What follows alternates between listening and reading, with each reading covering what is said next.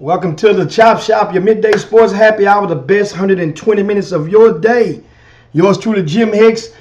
Man, a lot to unpack on this Tuesday. Of course, Robert Hallis is expected to join us shortly. He is on location with the Texas Southern University men's basketball team, the second place TSU Tigers, as they seek to continue their win streak in conference play. I think it's up to maybe 7 games now in conference play in a row. They'll take on Arkansas Pine Bluff this evening as a makeup game from back during those icy, snowy conditions a couple of weeks ago. Of course, a lot in the news today. We're going to cover a lot, trying to, parlay it a little bit until Hatter comes aboard. Meanwhile, let me turn my ringers off as I prepare to do what I did yesterday, and that is, my new way of acknowledging the starting five. As you guys chime in, we'll ask you or invite you to share the show as I am doing right now. And once again, you can share the show with your pages, with your groups, and even on other social media platforms. So what we have, you guys know, we're streaming live on Facebook and YouTube, and different viewers are from all over the country and the world. And what they are doing, they chime in. So a lot of people that are on the Facebook may not necessarily see the comments of the viewers. I think I'm echoing back in here. Yes, but it's messing up. Cause I haven't said anything yet. Do me a favor on your screen. Look for guest. I'm your guest. Make sure the noise cancellation button is clicked. On the screen where all the microphones at. Okay. Take a look right quick. That'll stop the echo. Matter of fact, I'm gonna turn my volume down a little bit more. You see where it says, where your camera. I mean, not your camera, where your microphones at. Where the sound. The sound effects. Because it's sound. Not the sound effects. Not sound effects. It's sound.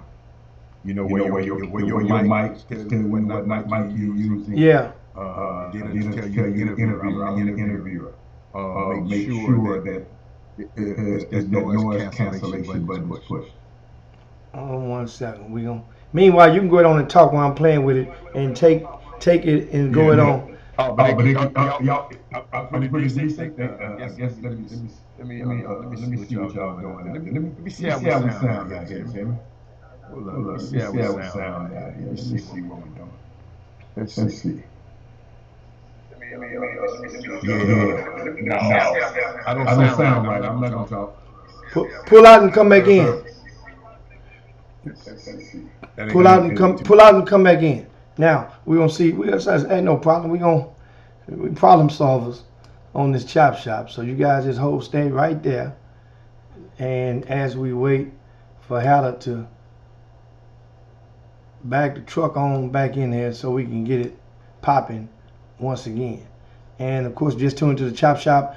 I'm going to give you guys, of course, a starting five as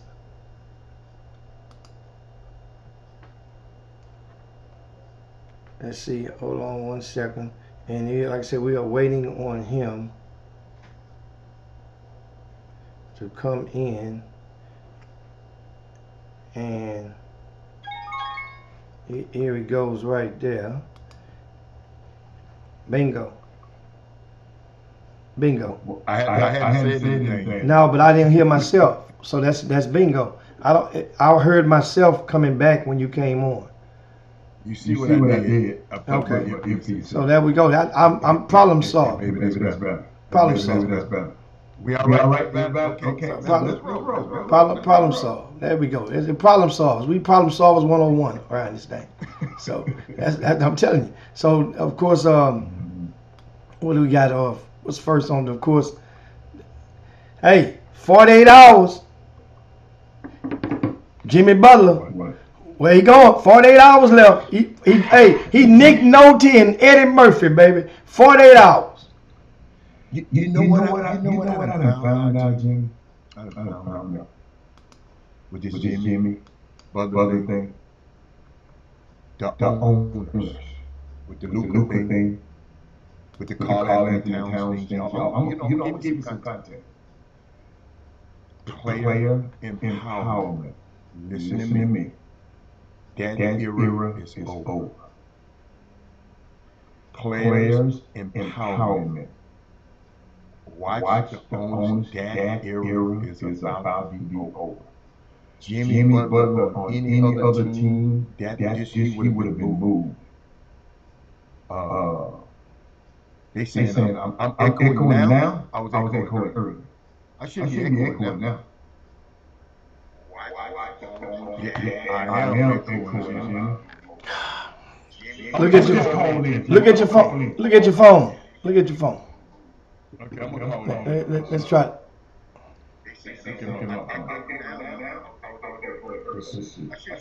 Yeah. Oh, okay. I got you.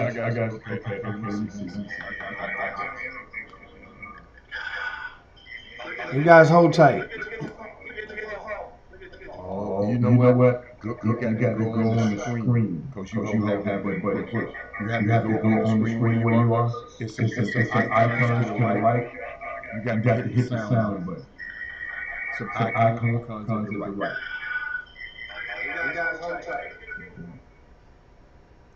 God, on the screen, you know where your face is. There's some things that line up. Oh, okay. So now you hit the sound. It's gonna be one sound. I got. And you say and do what with it? The noise cancellation button push.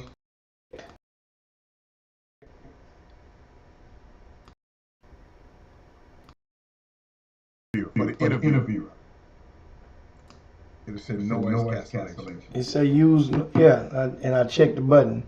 Now uncheck it is gonna make a. Yeah, to mess up a little bit. Yeah. So check. Let's see. Check. Let's see what that sound. I'll call you on the phone. Yep. Wait a minute. I just took it down. Jimmy's better. It was better. Oh no. Hold on. I just unchecked it. Okay. But it's still, I can hear it. I ain't said hold on yet. Okay. Let me see. Still echo. I said hold on. Okay. Now. It's still. Now that. I'm calling. And I'll just talk on the phone. Come on, because I don't want to mess up. I want to miss the sound. Hold on 1 second. We back, of course, on the Chop Shop. You guys bearing with us as we are plowing through some different uncharted territory in regards to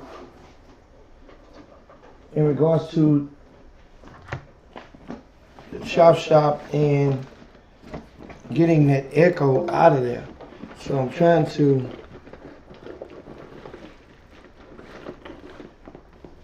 so what we got to do, there we go, we're going to get Hatter on, we're going to get him on the phone in just a second, and that's what we're doing right now, and we'll get him on here with you guys, and there goes Hatter right there. Now, Hatter are you with us now, right? hold on. Don't panic. Let's see something.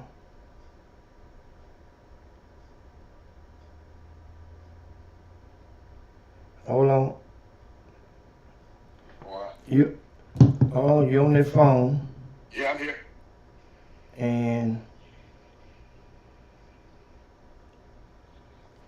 Yeah, I'm here. yeah, they can hear you on there, but we're trying to get you. I'm trying to get you. I'm in the building. I'm trying to get you I'm trying to get you amplified. Okay. All right, let me know when they hear me good.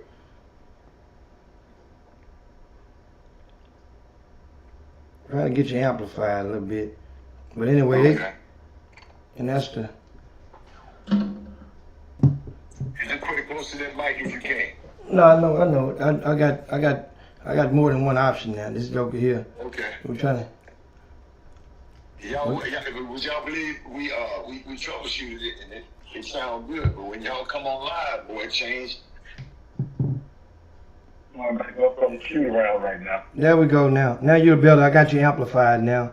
And yeah. Now I got to go into here and cut off the, hope I can cut off the do not disturb. But, you there?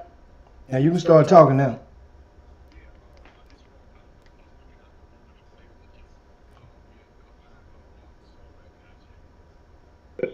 Walking back in from practice or from shoot around. The game is at 5:30 today. The women's game is at 3.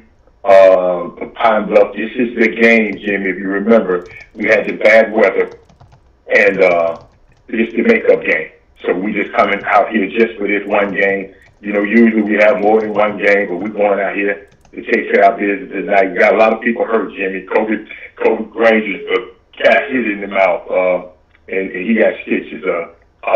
Who else? Grayson Carter, he's out. Let's see who else is out. Weisinger got a sore heel. At least I hear Hayes is back. Who else? We got a couple more people out. So when you know, we just y'all pray for us tonight. Watch the broadcast. Go to KTSU. And download the app. You can hear Chatterbox and I myself on the call tonight, starting at 3 with the lady and things like that. But I'm excited to be in Pine Bluff, and I can't wait. I like to watch these guys play, so I can't wait to watch. They are on this the SWAC Digital Network. You can watch it on there, but you can listen to us on the on the app. So just wanted to share that. Yeah, so now we were Mm-hmm. talking earlier before we got the difficulties in. You was mentioning about the topic was Jimmy Butler, and let me finish that one, Jimmy. Let me finish that one because I wanted to explain to people the NBA has changed this week. I've been in this business for 30-some years. The NBA has changed. I know as a fan, y'all don't understand it. I'm just telling you from the ways. When owners, see, y'all got to realize when you're watching the news, Jimmy, they gonna always talk about Nico. But Nico couldn't do it without the instructions or the okay from the people who own the team. So always they're gonna talk about Nico. We got Bomani Jones talking about he's gonna get fired. You know, they always put these old black ass talking heads on that deal with or without the owner's consent. And I just want to let you know when you be hearing these people out here always talking about people all the time and running their mouth to get clicks. But Jimmy Butler started with Karl Anthony Towns last year. And let me help people out a little bit, Jimmy. They had Rudy Gobert, Anthony Edwards, and Karl Anthony Towns all under max contracts. That owner was not. You remember they got new ownership, Mark Lowry and Alex Rodriguez. So Jimmy, I mean, new owners, he ain't about to pay no luster tax They got a second apron now, Jimmy. And I've explained to it one day. I'll explain it again, but I ain't got time to explain it today. It's just a second apron. First, it was a first apron that you can't spend this much. So these owners went to spending that much. So they said, okay, you don't want that. You take away your money. It's okay. Now y'all don't want that. This time they got a second apron. This time they take away your draft pick. This time they take away your ability to draft. So and more money. So what happened with Karl Anthony Towns? The owners just don't have no room for all of these people with these max contracts. So now we come this year, Luka, Luka, and I like your Luka. Y'all got to realize the power dynamic. I gave you a video, Jimmy. I showed him the video. If you go back last night, Jimmy, I came on and did an impromptu show. Jimmy, I showed him the video when Michael Finley had to come by and take the beer out of Luka's hand. So it was discreet. You didn't know what was happening, and people didn't talk about you. Didn't know what happened. He took the beer from Luka in the after they lost. I won, I lost. I don't know what happened. He in the hallway with his daddy drinking a beer. The optics were nice, so he took the beer from him. Nico came in there, and y'all got to realize. And I was explaining to people last night. Luka is from Slovenia. I've been there before. The power dynamic over in Slovenia is different from over here. Jimmy, you don't have black people in power over in Slovenia. But on Luka's team, that's where he's from now. Not to say, but I'm just telling you his mindset, his dad's mindset. So when you come over here, your head coach is black. Your GM is black. Your president is black. Marshall was black. So it's a power dynamic there, Jimmy. And Jimmy, and not to tell it on Luka, but y'all, he was hard to deal with. Jimmy, I talked to somebody with the Players Association. You know what they said? Luka is a butthead, Robert. You don't know nothing with nobody together. And then Jimmy, they got to get up every year and go over to Slovenia, and make sure he's working out and make sure he do. They had to send a whole staff over there. Yeah, sometimes you don't want to deal with the staff right. So it's crazy, Jimmy. If people don't understand, man, with these players, man, you give them, and if you gave him a $400 million, all the money does is not about what you already own. Jimmy, Brian Windhurst said, Luka, if you ever want to be in that losing, winning locker room, and not in this losing locker room, you got to make a commitment, Jimmy. You remember what I said? I mean, we had a debate about Joel Embiid going to the Olympics, and I was telling you, I wouldn't allow him to go. That's why I was sure he wasn't going to play. Because ain't no Luka going to play in the Olympics. But now, in the beginning of the season, he can't play for the team that pays it. Y'all got to realize the Olympics is free. They don't get paid for that. So now these guys, Jimmy, being free, they could have been resting all summer. And now Luka over there playing in a playing game. They didn't get in. It's for the Olympics. And guess what, Jimmy? Now you get to the beginning of the season, he's hurt again. And Jimmy, they see his habits about rehabbing. I mean, it's just, y'all, just watch. I just want you to have an open mind when you're looking at the news and you're on Twitter. When these people go, the fall guys, Nico Harris. Come on, man. Y'all know it's more than just him. Well, guess what? You get paid to take the sword. You get paid to take the sword. But that's all, Jimmy. And now back to Jimmy Butler. Jimmy Butler, they're doing the same thing to him. They said homework. And I'm going to tell you, Kevin Garnett said some real key. He said, man, I done deal with 4 lockouts trying to put this situation in a position where y'all can get these guarantees and y'all can get this and y'all can get this, you new players. And Jimmy Butler, You trying to mess that up because y'all, the owners, are already talking about not guaranteeing the contracts, Jimmy. I told y'all that 2 years ago. That's going to be in the next collective bargaining. Jimmy, they're going to fight, but not guarantee these contracts because of stuff like Jimmy Butler here. And that's what I was trying to tell you. I'm mad at Jimmy. You sound like him. I liked him when he stood up and was competitive. But it's his business. When people tell you, I'm finna pay you and don't you, hey, I'm suspending you. I don't even want you to show up at the team. I don't even want you around the program. Man, that's not good, Jimmy. And now we want to go to another program. You're going to do the exact same thing. So that's my thing on Jimmy Butler. I don't know what's going to happen. You know, I don't know who's going to be crazy enough to do this. But I wouldn't touch Jimmy Butler with a 10-foot pole. I just would.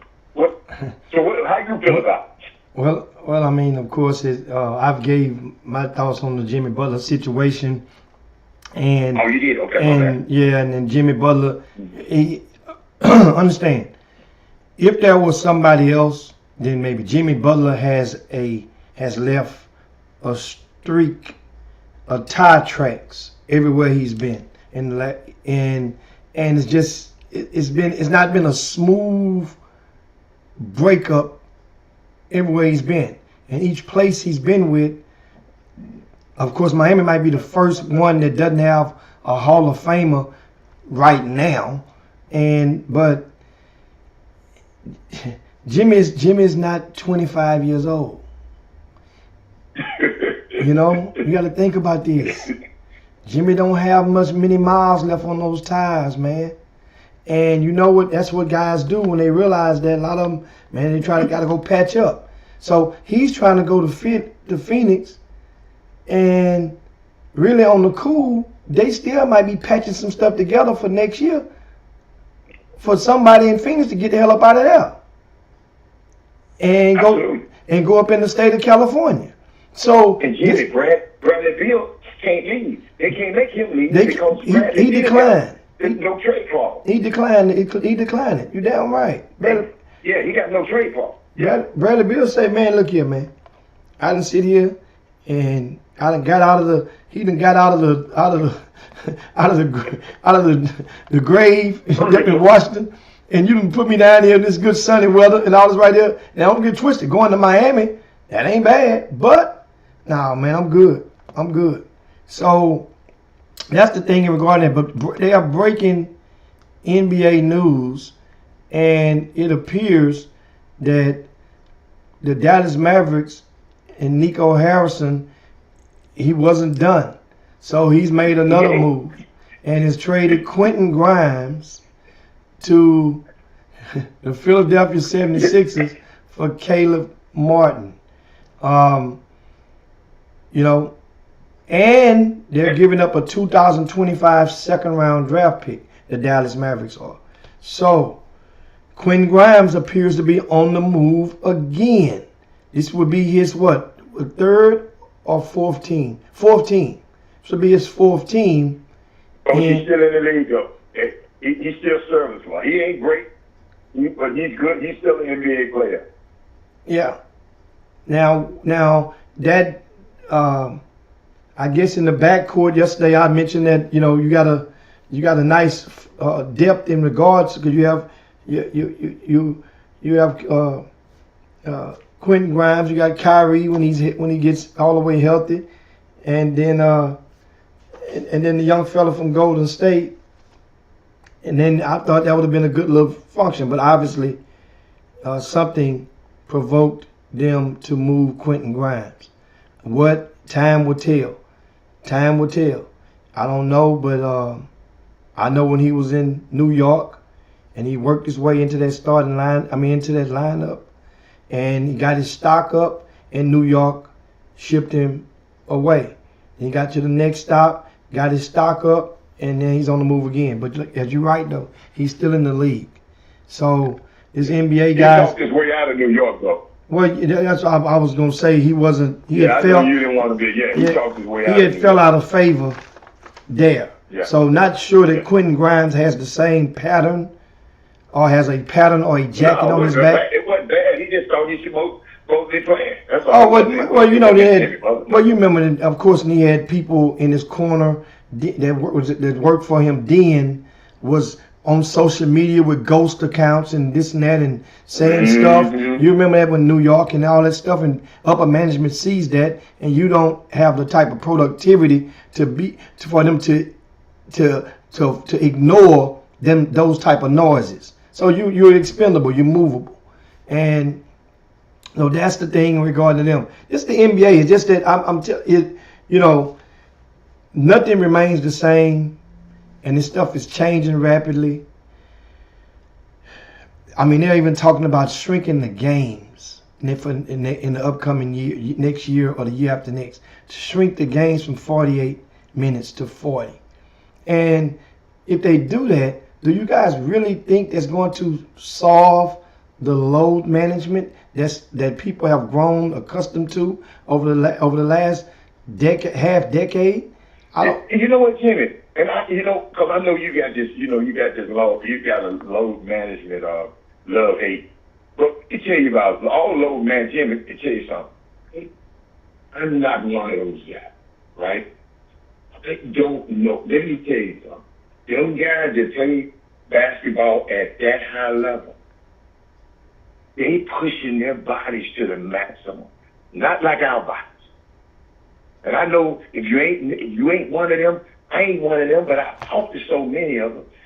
Jimmy, your body, some of the stuff that they do, these bodies wasn't meant to be doing.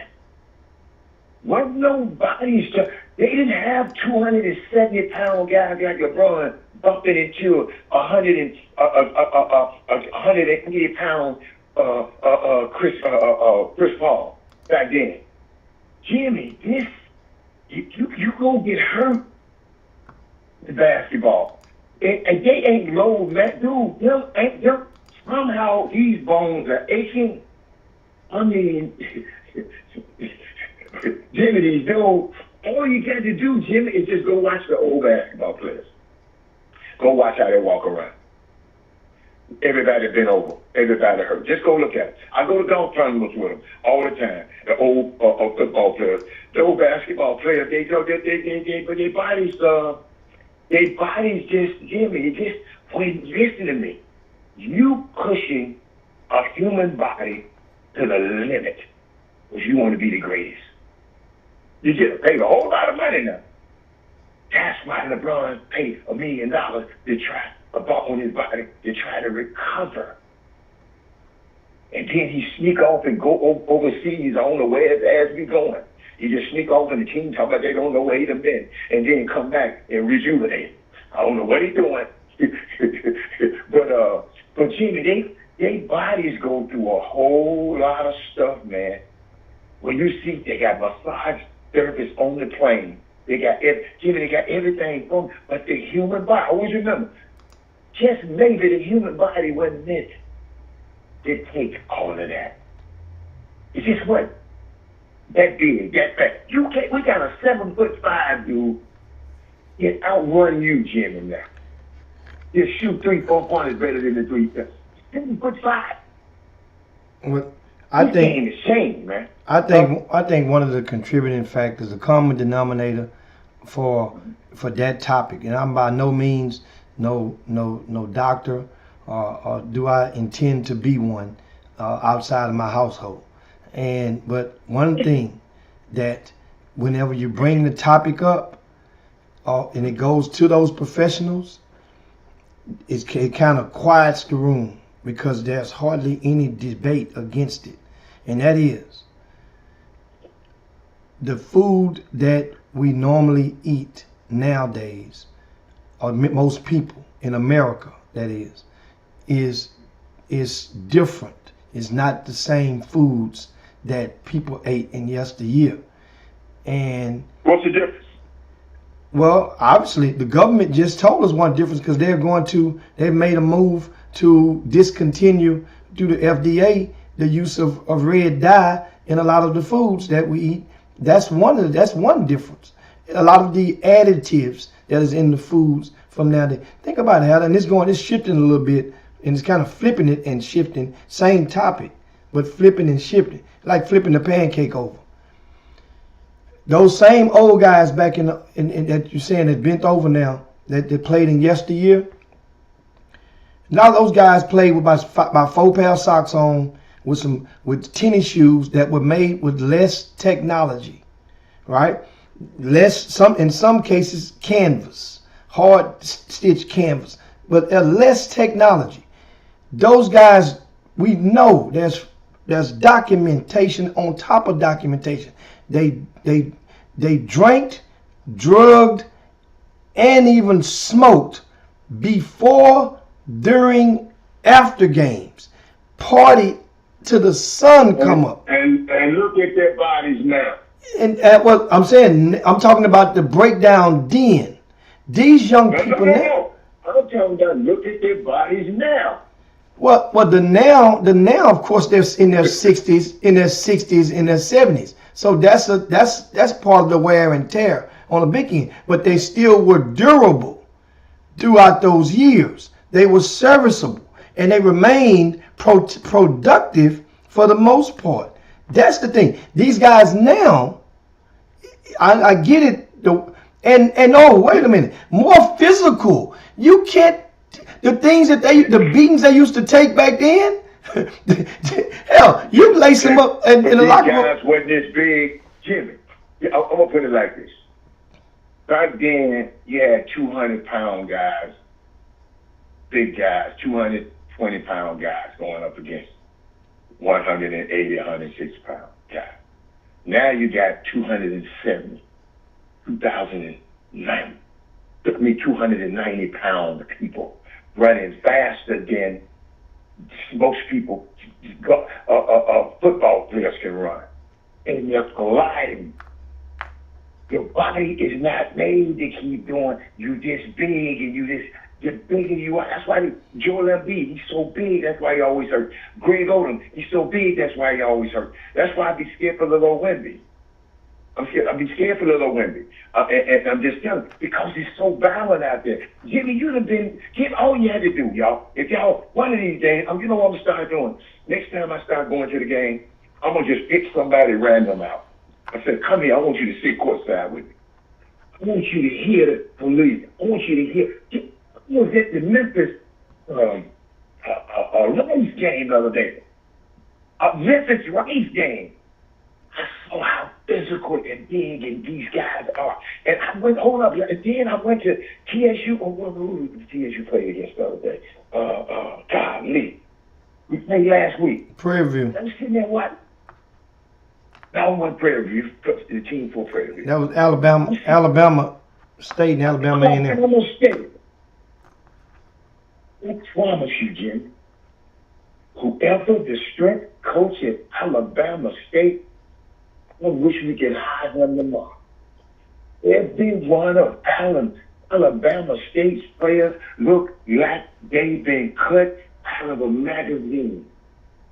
Matlock looked like he can go to the league right now. And I remember him when he was a little baby. T.J. Matlock.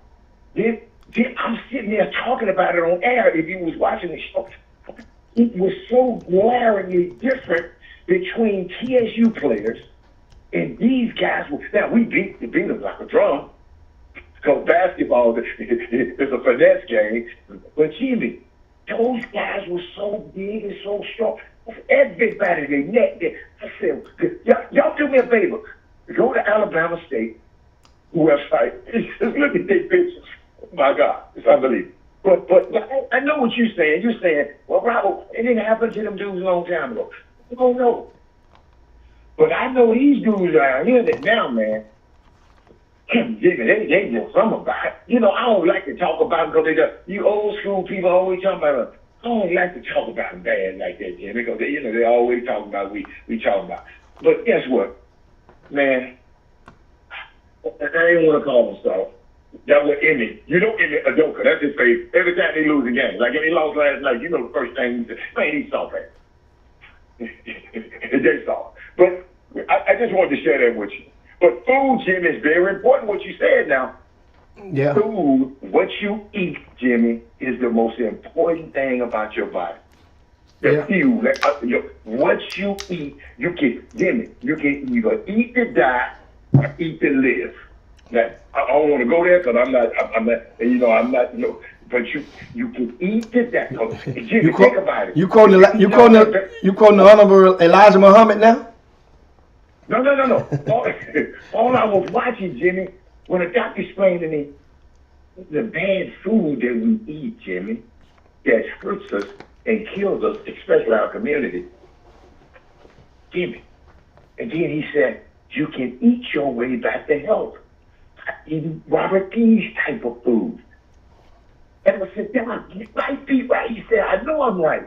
He said, if you can eat something here on that part, you can eat something else to make you live better. It makes so much sense. It makes sense to me.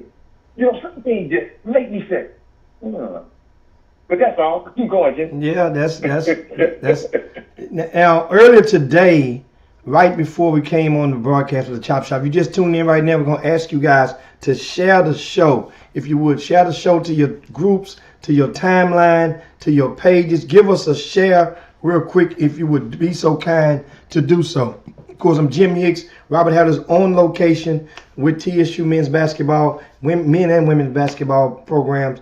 They are in Arkansas at Pine Bluff preparing for a makeup game that was snowed out, iced out a couple of weeks ago.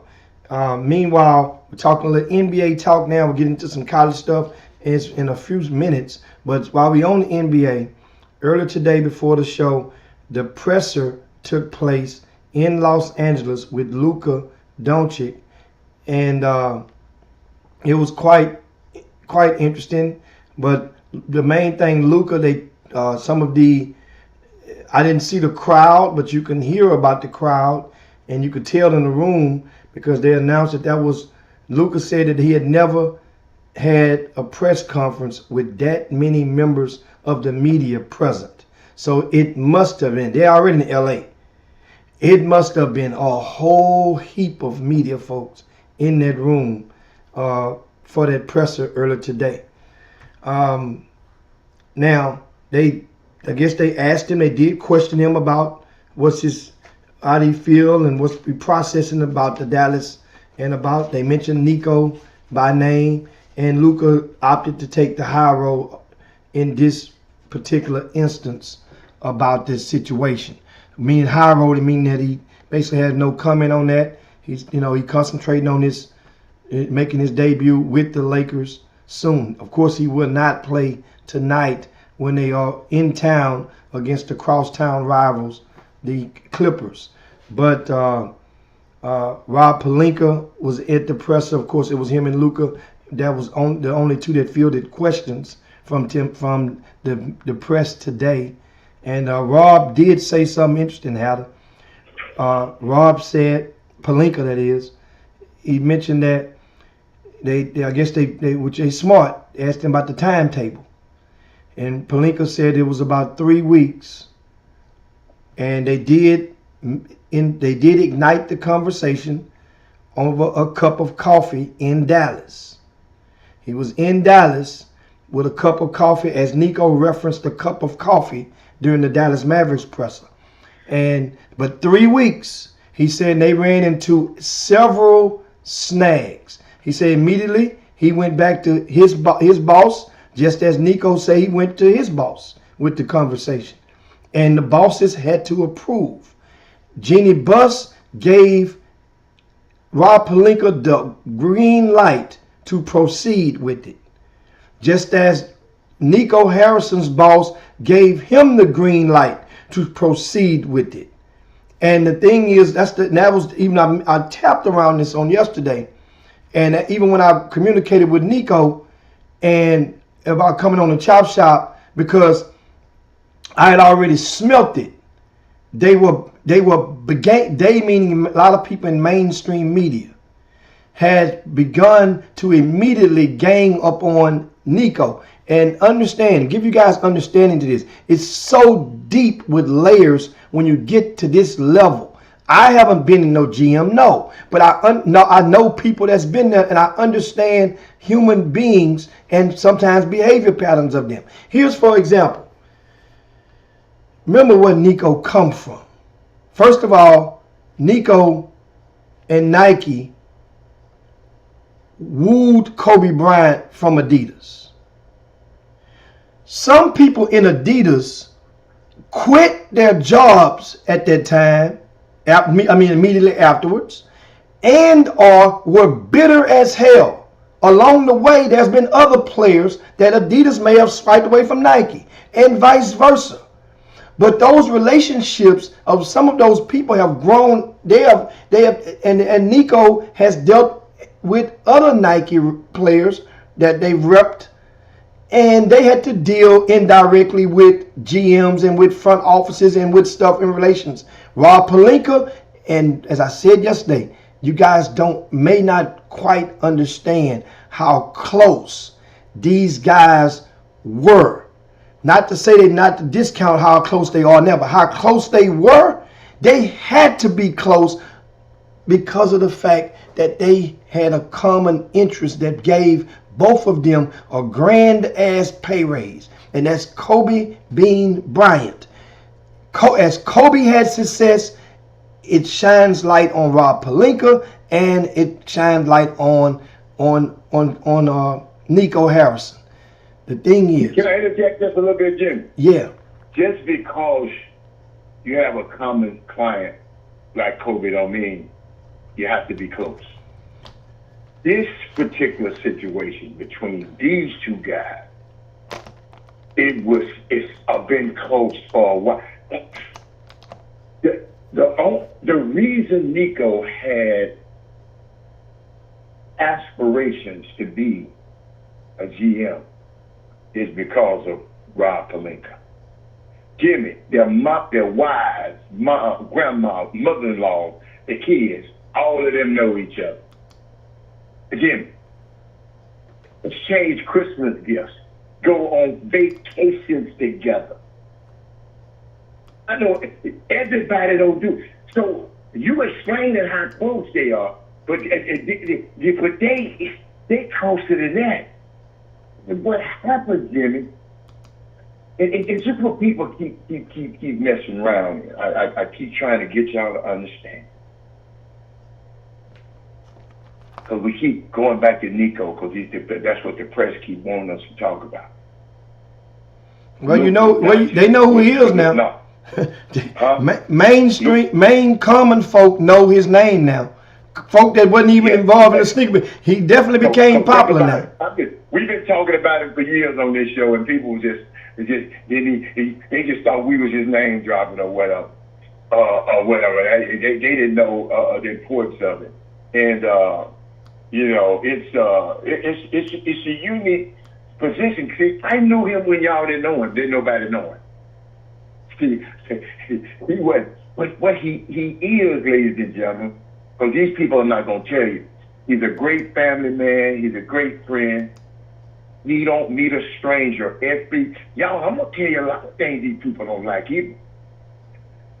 We can be in a room at an all-star game, any event. Everybody comes to talk to Nico like I know some people that were, who is that? Who is he? You know, Jimmy, people get jealous of your popularity or your power that you have. This guy represented, ladies and gentlemen, in case you didn't know, he was over North American basketball. Excuse me. Everything happened in North America, which is everything under North America, which is the NBA, grassroots, he was over there. Okay? So every client in NBA, he told me the number, and I don't want to get the number. He said, Robert, 75% to 80% of the guys in the NBA wear my shoes. So for years, he has dealt with 75 to 80% of the workforce. It ain't for 450 of them, and he done dealt with most of them. Well, he was powerful. So that's what they're trying to do now. They're trying to reduce his power to like he don't know what he's doing. Yeah, damn, believe you me, he know what he's doing. But if somebody was going to benefit from this, he was going to get rid of Luka. Management told him they weren't going to pay this $350 million to him. So guess what? If I'm going to get rid of it, I'm going to do it with my dude. Y'all going to miss that one because some of y'all will go over to somebody else. This is going to go over all y'all heads. Let me say it for the people in the back. Somebody was going to get Luka. You think I'm going to take him? You think I'm going to take him over the Light magazine? Hell no. I'm bringing in the RCS Sports. Y'all get that one on the way home. You think I'm going to take him? What's his gimmick? What's that? To the Picasso. No. I'm bringing him to the icebreaker. Yeah. Somebody was going to benefit from Luka coming to their team. Because the Dallas Mavericks brass has said they don't want it. Dude, and y'all handle this. Rob Pelinka come back. And I ain't talking to Nico. I promise you, I have to talk. I wouldn't tell you no. Rob Pelinka, look, Nico, I can't give you all this for this dude. Because what if he come out here and do this stuff to us now? You know, you already know he ain't. So me and you talked about it. So I can't give you all these draft picks, and he turned out to be and go. So Jimmy, that's what you're doing. That's what America is mad about. A young black man had the power. He said, okay. He changed the dynamic. And guess what? Everybody wins. The NBA, Luka jerseys gonna sell. I think this stuff. Don't y'all know it's the Super Bowl week? And Jimmy, what are we talking about right now? We talking about the NBA. That's what the NBA wants. Y'all can't be fooled by this. That's why I give y'all information like this. So y'all, when the people talk about that stuff in the Bible, y'all can sit back. Yeah, but what about this? But what about this? They go, so how you know that?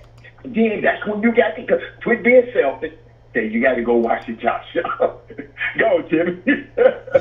Yeah, that's what you got to tell them. That's what you got to tell them.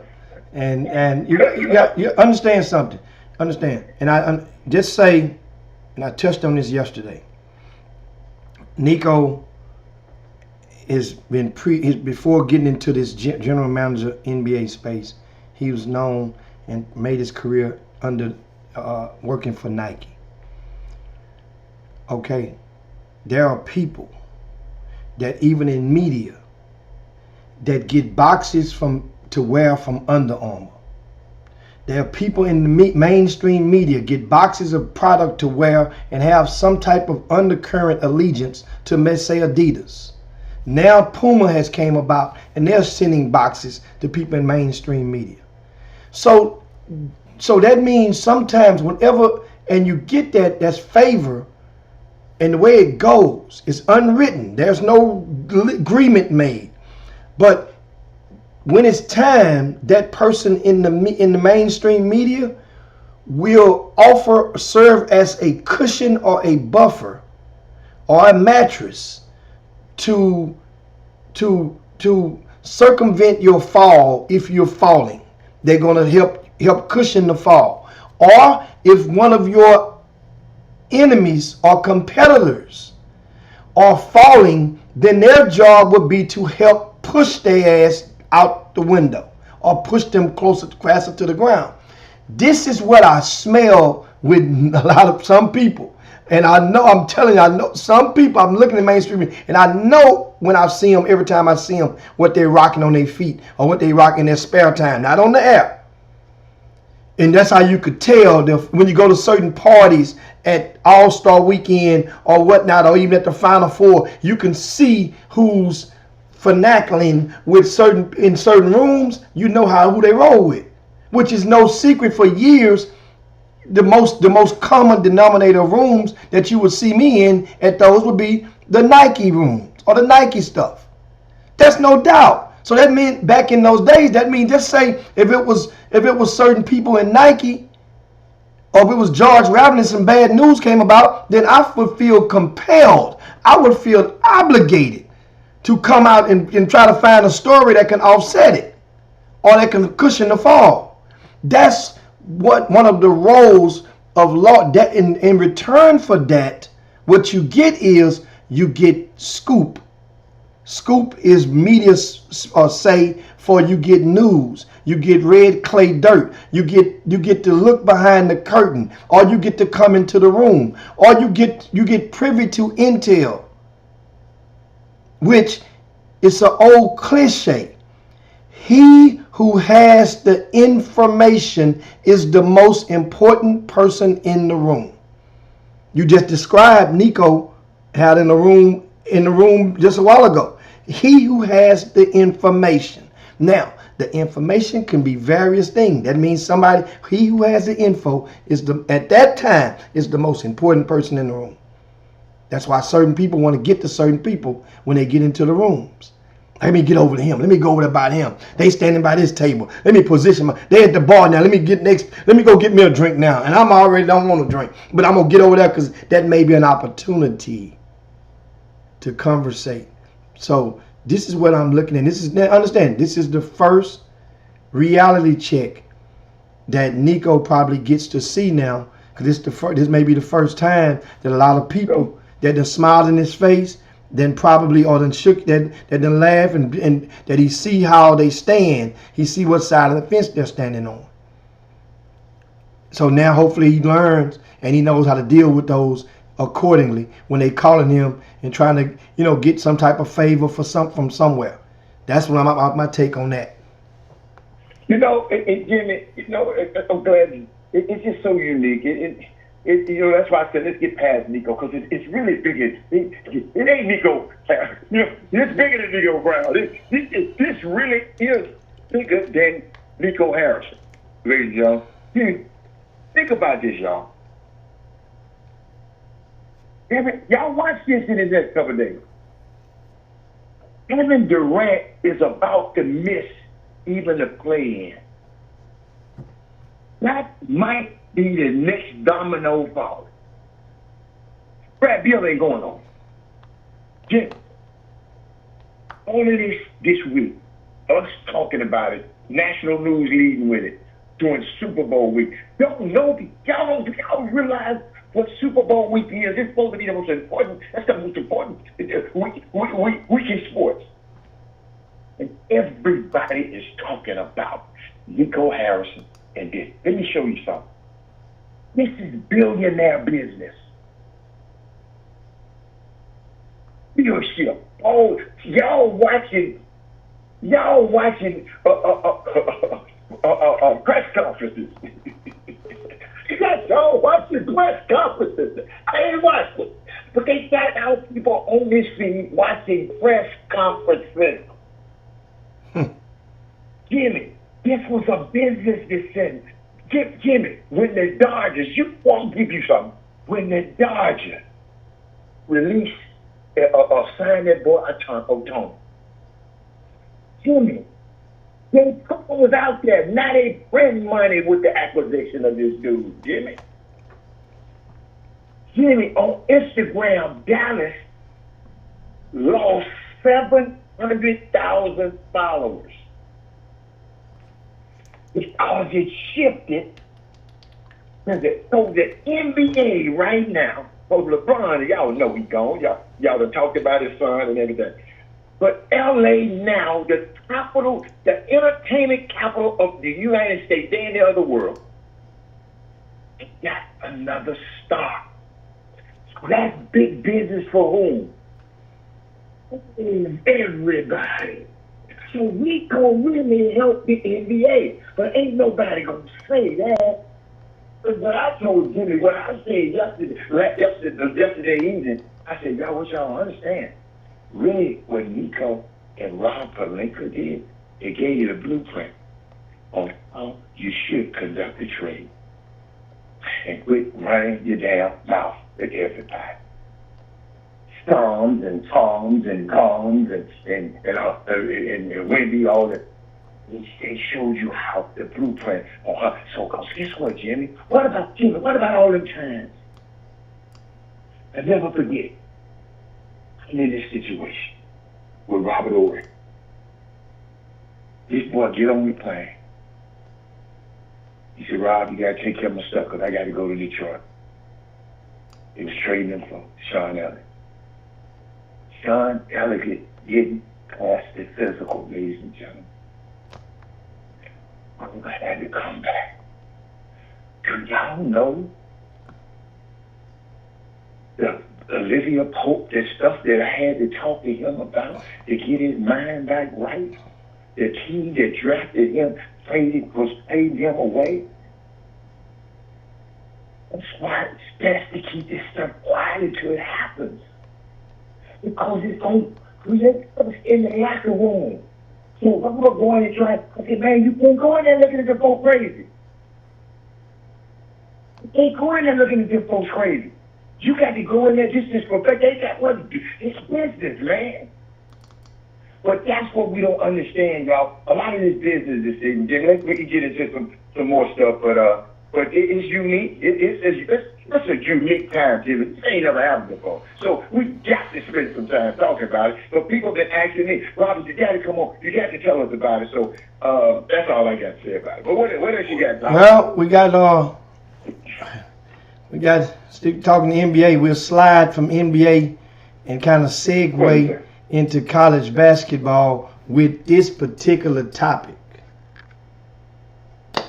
And that is the gambling ring news that's been floating around and that's been investigated by the feds.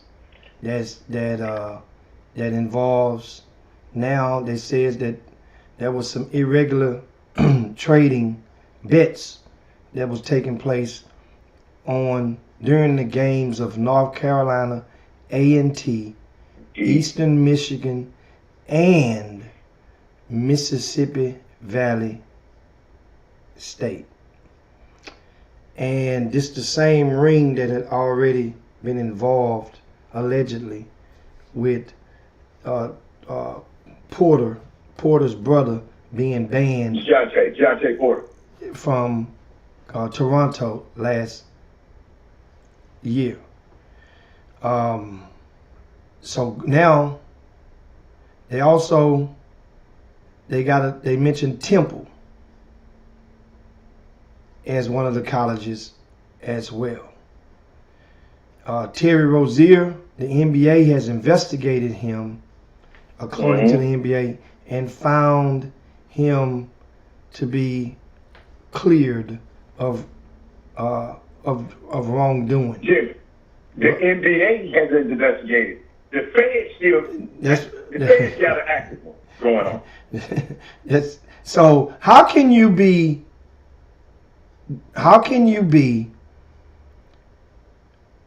indicted or charged by the feds but not indicted or charged by your boss? I'm gonna help you out. He hasn't been indicted yet. He's under investigation. I say a charge, invited or charge. Yeah. But his name is in the middle of the street. His name in the middle of the street. Yeah, but what happens then? I'm gonna show you how that can happen. The NBA don't have all the investigators like that. They ain't got a whole lot of staff. People just they couldn't resource to that. So their staff is limited. They gonna say, okay, this checks the box, this checks the box, this. It ain't like they finna go out there. That's them. They said, well, look, from what we see and our limited knowledge. Now, if y'all find something else, y'all come back, because y'all got the bandwidth. That's what they call it. They go and investigate those things. So that's why the NBA just said cheated. As far as we know, we all right. Right now. Right now. Yes. And so now as we segue, Jimmy, he said, what's going on in North Carolina A&T? You got to understand, we got two guys on the feed right now. Their daughters go there. Well, I mean, well, what's going on is that So allegedly, repeat, yeah. allegedly, No. allegedly, there was people that placed some irregular prop bets in the middle of their games. So this, and they have the, and I realize, man, betting is sophisticated, man. I mean, guys, they're projecting that over about $1.25 billion will be just bet on the Super Bowl this weekend. So they have stuff in place that can tell or that can trigger attention if certain bets are made on certain teams that aren't normally bet based on the amount of money that is coming in. And these were large, well, they didn't say how much from what I've read, but these are considered to be heavy bets. And so we're not talking about $500 bets. We're not talking about $1,000 bets. These are bets that would move where the odds are probably greatly in the favor of the bettor, and they won. So that would prompt the investigation. So and it doesn't. You know what pissed me off about the bet? As long as they winning our money, Jimmy, they all right. But when we get to winning a little bit of money, they got something to say. Well, here's the deal. On that part, I just throw my hands up like Jordan if he hit that 6 3-pointer against the Blazers back in the day. I mean, my thing is this: the NCAA has documented proof of several people at different intervals that's been involved with game fixing, involved with people that's placing heavy bets on games. Now it's a lot different now because you can do it in real time in the middle of the games and as opposed to yesteryear. I get it. So, but at the same time, I don't feel sorry for them. But normally though, Heather, when you do this stuff like this, then they have to keep going because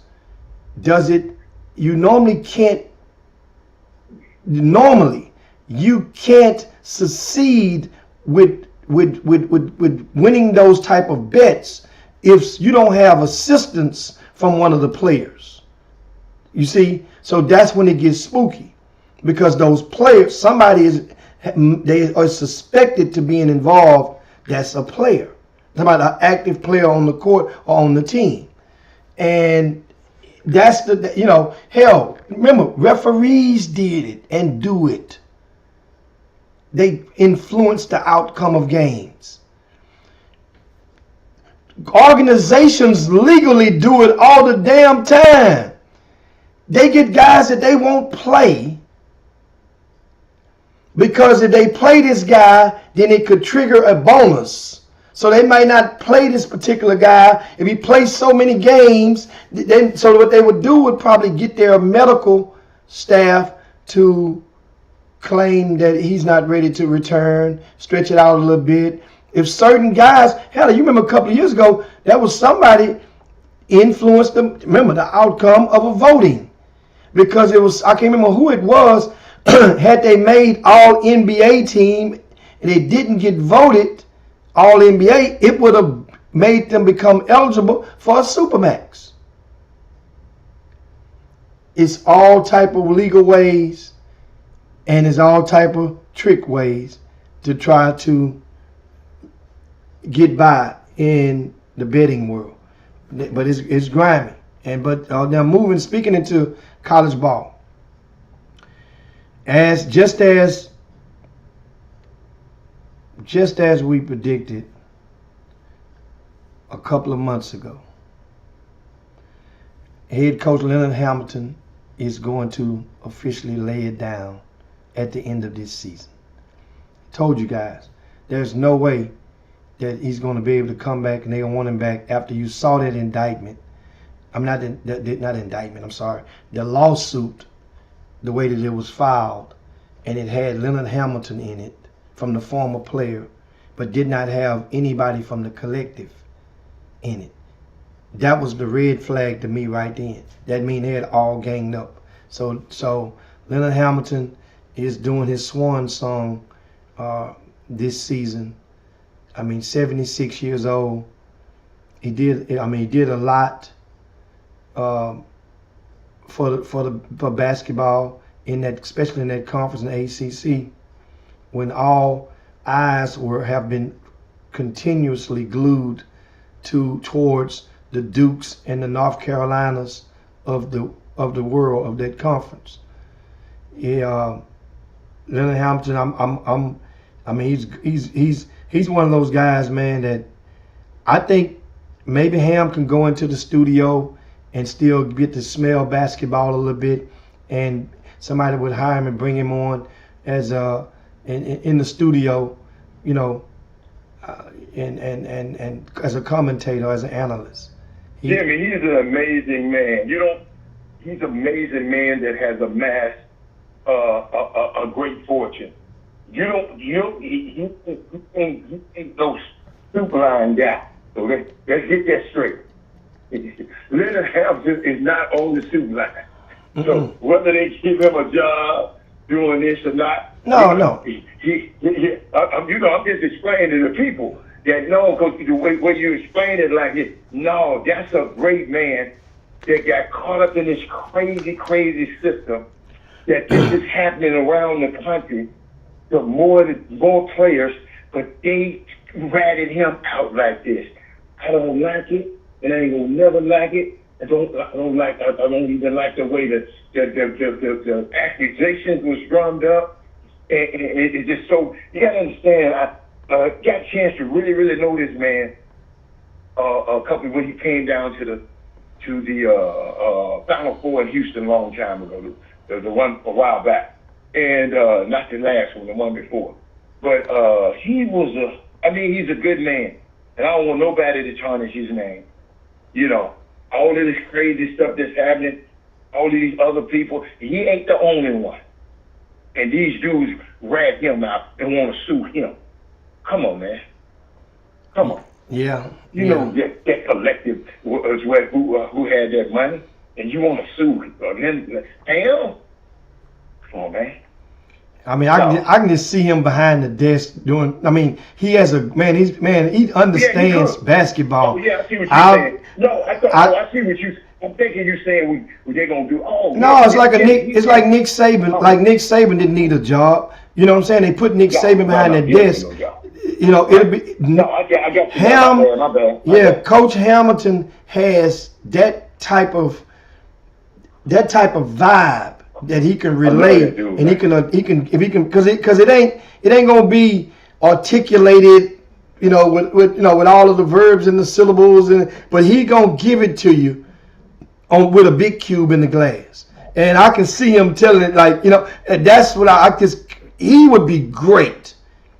For a lot of guys that's out there, he would be great going in and doing so. You know who gave him his first coaching start?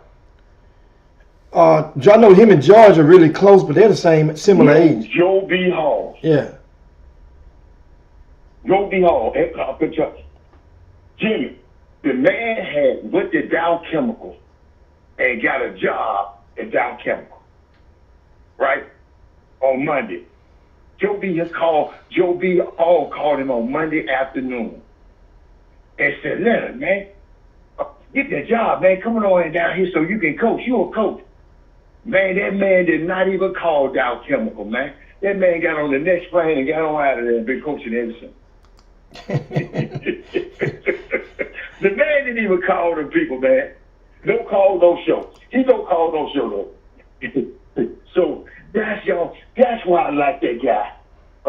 And I hate his reputation be tarnished by that group of young men, ungrateful ass. See, y'all, there's some ungrateful ass athletes out here and families. And I'm going to say it because I'm going to get off this phone in a minute. It is some ungrateful, selfish ass parents and kids in this basketball space. Yeah, for the last 7 years, I've been taking up and advocating for you. But listen to me. I can't be advocating for you and you doing all this so crazy stuff and you doing a black culture like that. I just can't. I just can't. Y'all got it. And it starts in grassroots basketball. Y'all got to let your yeses be yeses and your noes be noes. Always, if you're a freshman in college, consider yourself blessed, not entitled to be playing. Because most likely your ass ain't gonna be playing. That's why Jimmy and Doug put out a list for y'all to see every week. And yes, we applaud the ones that, and maybe we shouldn't applaud the ones. No, y'all, let's applaud the ones that playing because they're special. Yeah. But just because you're not in that many minutes, wait a minute. Y'all, Antonio McDyess went through obscurity almost at Alabama. Jimmy, he wasn't even thought about it. And guess what happened? That man went to the NCAA tournament one year and was a lottery pick. And wasn't nobody even talking about him on the draft board. So y'all always talk, it don't for 1 year to be special. Just make sure you edit. Man, I'm finna transfer. Man, I'm finna transfer. I'm finna transfer. I got to get out of this. Dude, I sit and watch you. You haven't got no better. God be sending me the right ones to come talk to me. So I'm going to tell them, Jimmy, dude, you ain't just, my biggest word, tell me what have you done? Tell me, if I walk in a gym, Jimmy Hicks, when I walk in a gym, somewhere, if I ain't calling Jimmy saying, who is that dude? This shit's supposed to, every time you play high school basketball and you think you a dude, if Bobby had to walk just like I walked at the Battle of the Border out there in Vegas, Jim. You remember I walked in the gym, saw this dude go up 4 or 5 times, Jim. Who is that? If you not making nobody say who is that, you just chill out a little bit. I ain't telling you not to be confident in your abilities. Just chill out a little bit. She ain't that good right now. Notice that, Jimmy, what's your favorite word? Right now. Right now. Well, Jimmy, I've been watching Jimmy. I used to wonder, am I walking? I'm in Pine Bluff, Arkansas. I flew over here a million times. I ain't never been to him. But Jimmy at Alabama State, I'm sitting there minding my business, and a young man walk up to me, to the table. How you doing, sir? I'm so. How you doing? I'm a communications guy, man, and I just want what it takes to do what you do. Yeah. I had to explain to him. I didn't study this in college. I never thought about how to be doing this in college. Well, a lot of people behind the microphones and behind cameras nowadays didn't go to college for it. A lot of people didn't. Chris Walker didn't go to college for that. Avery Johnson didn't go to college for that. That's a good point. Clark Kellogg didn't go to college for that. Those are the 3 of the most prominent in CBS. Yeah, but they were prominent athletes. Prominent athletes. I was just explaining to this kid, man, just be good wherever you are. So you know how they call me about this job? They watch, I shameless plug. I said, let me see your phone. Subscribe to this show, the Chop Shop. Well, I know the boss was watching the show and said, who is that guy right there? That's how this happened. I wish I had some elaborate story. I went to Syracuse and no. So my young people out there, I always got You go wherever you at. If you sweeping the floor, when we walk in that building, somebody should say, "Oh, in the hell swept this floor like this?" Wherever you at in life, just be great at what you do. And guess what? Make yourself of value. That's what everything else gonna come. Be valuable. Quit chasing all this other stuff. Chase being valuable. Because people pay for value. But you know, I gotta get out here. They waiting on me downstairs. But man, hey, I'm so glad I ain't never did it like this on the phone like this. But y'all, I will be back in full effect tomorrow because we getting out here right after the game. But I just hope you share that story right there with some young person, some young woman, some young man. I'm out of here. I'll see y'all later. Okay? Yeah. Talk to you later, Bob. And of course, that's Robert Hatter in Arkansas Pine Bluff as TSU prepares to take on women and men. That's 3 o'clock and 5 o'clock Central Time. So, of course, now, guys, as we're getting ready to proceed, we are officially on the back nine, 18 minutes past the hour, and we are grooving along on the Chop Shop. Got a lot of stuff, still got a lot to unpack with you guys. We got grassroots conversation we're going to have. We're going to talk the Guy V. Lewis Award. Those finalists have been, we're going to release those to you momentarily. And a lot, and also we're going to talk some high school basketball. But first, I want to share with you guys and remind you about this. We extended the deadline to register for the middle school city championships. What we do, we take the champions or the runners up from every district around Greater Houston and get those champions, and they meet up on one weekend to truly determine who's the best middle school team in Houston. Remember, all of these players must attend the same school or have been on the team this past season. Remember, there are some players that might have been hurt, that might have failed, and or might got put sent to the detention center, and they weren't necessarily enrolled in school, but they were on the team, or they might have been on the team and might have been enrolled in school, wasn't on the team, but on the team and might not have been enrolled in that school.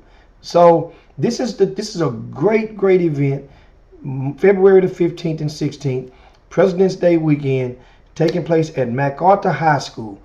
We have a list of, you can check out the list of the currently registered teams on rcssports.com. That's RCS, then the word sports.com. We are the champion of we have 8th grade A, 8th grade B, 7th grade A, 7th grade B. The winners of the A division, we will donate $500 to your program. That'll be hopefully be destined for maybe a pizza party or buy you guys some t-shirts or whatever you want to do with that money. But that's the reward. In the past 2 years, speaking of Chris Walker, he has given back a scholarship to one of the young people that wins the Black History Essay Contest. I'm going to reach out to Chris and see if he still plans to do that again this year. But it's a great event, and want to also give a shout out to our newest partners, Fusion Wellness. Fusion Wellness, they have hopped on board and they love what we're doing with these young middle school kids, and they have come on in the form of a sponsorship. Don't forget, if you have a 7th grader or 8th grader, they have done well, first or second place in their district, they are eligible to put the team. Parents, you don't really need the permission of the coach. You don't need the permission of the principal, especially if you're in the 8th grade. You're not playing at that school next year. You'll be in high school. Parent, you ground the kids up. You get them, if you need jerseys or jersey tops, that is, let me know. I may have some spare ones in the shed, and I can loan the team jerseys if you need. So it's just that simple. You don't need permission, just as you don't need their permission when you go and play, when your babies go play in these other grassroots events. This is no different. However, it's a lot more organized, and it's a great atmosphere. So I wanted to put that in your pipe for right now. Now, I'm going to ask you guys to share the show as we get ready to load up for this next topic, and I'm going to release the Guy V. Lewis Award finalists, right, for the 2025 season.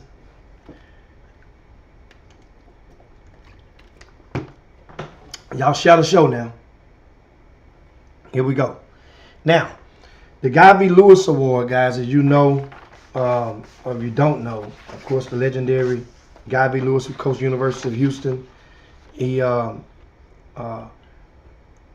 mean, this award has been going on, I think, since 2000, and I think the first one was in 2012. Yeah. Rashid Suleiman won it in 2012. In 2013, it was Aaron Harrison, one of the twins. 2014, it was Justice Winslow.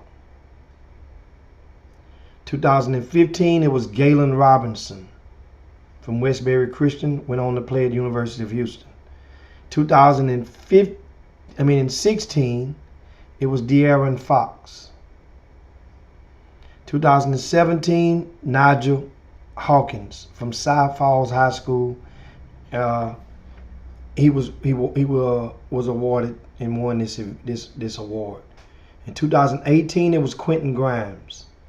2019, it was Kyrie KJ McDaniel from Klein Forest High School.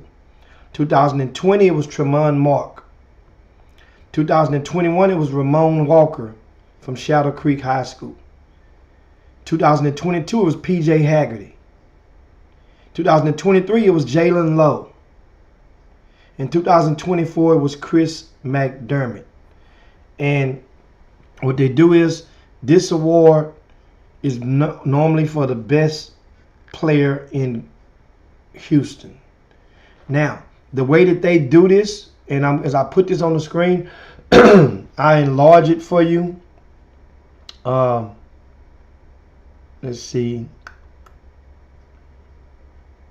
There we go. Bingo. I'll put it over here to the side, and you guys will see as I would enlarge it for you, or attempt to. There we go. That's the watch list.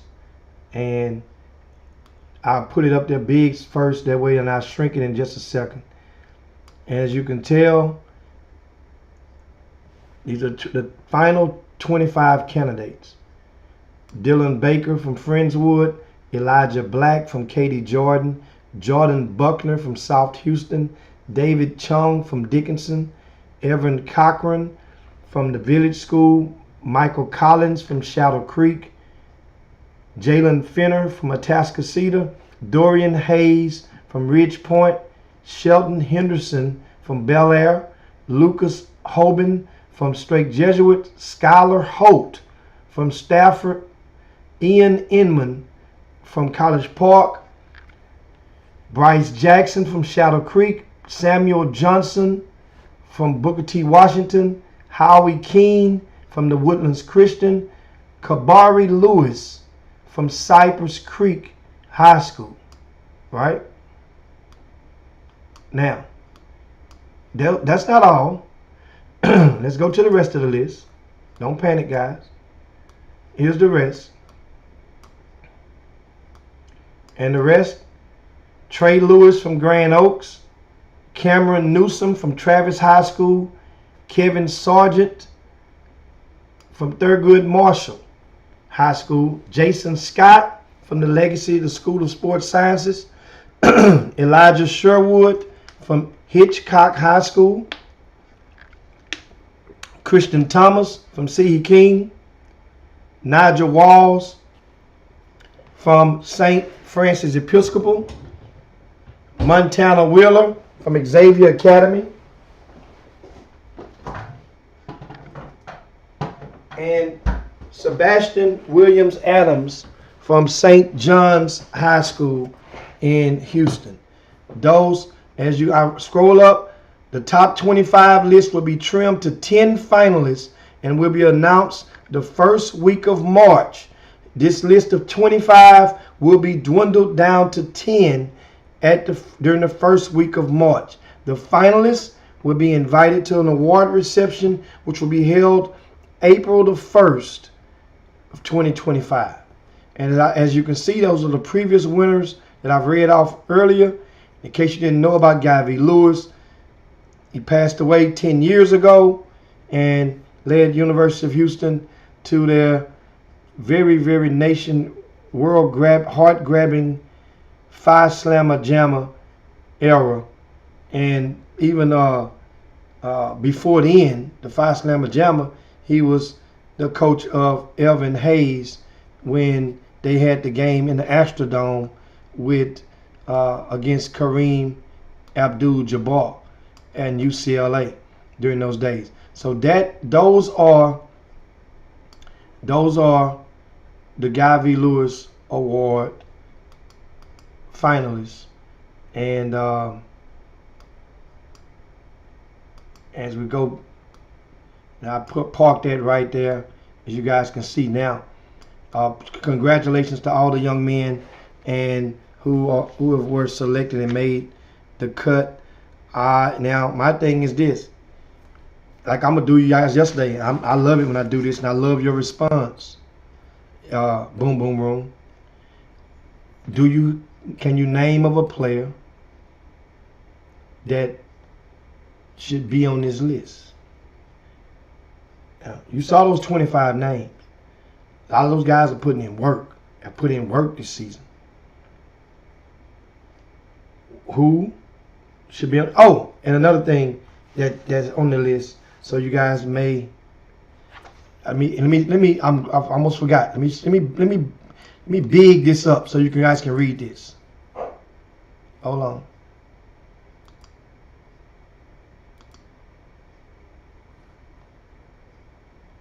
Here we go. Now, right here, the Great Houston area by the Guy V. Lewis Award is defined by Harris County and every Texas county that is immediately adjacent. Right? That is immediately adjacent to it. So that means it's not including Beaumont. It's not in whatever Harris County and basically whatever touches Harris County. Those are the players that's eligible for this particular award. You guys, like I said, I like this list. I like it. But it's any list. There's going to be one player. If it could have been 26, that would have been number 26. And I do know, I'm on the committee for the Guy V. Lewis Award. I've been on that committee since day one, since year one of it, which has been a cool run, 13 plus years. Now, somebody asked the question we posed. I put a lot of your questions on the screen. Is there a clear-cut best player in Houston this year? Well, the good thing about it, Big Coach, I like that question. Good question.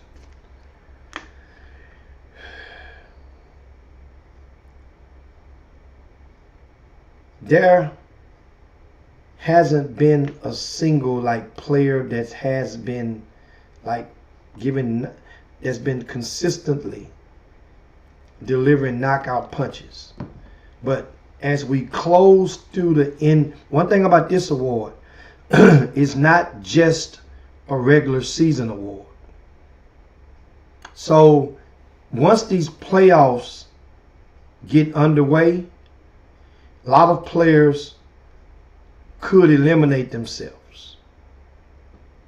That don't mean you got to make the state no to win this award. Absolutely not. But if it's a close race, then you live to see another day if your team is winning in the postseason. You dig? So that's what I'm going to be watching for. Because coming into the season, guys like Sheldon Henderson was a favorite. Sheldon Henderson has only played maybe 60% of his games this season. He's back now. Now Bel Air gets to the postseason because their district, you're not going to get much props or much move the needle in that district. Postseason, Bel Air can definitely all eyes will be on Sheldon among many other players once postseason come in. Then we get to see him show and prove.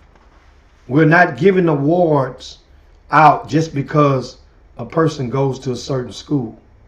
That has been proven more than once on this list. Kyrie McDaniel had, when he won this award, I don't think he had no Division I offers.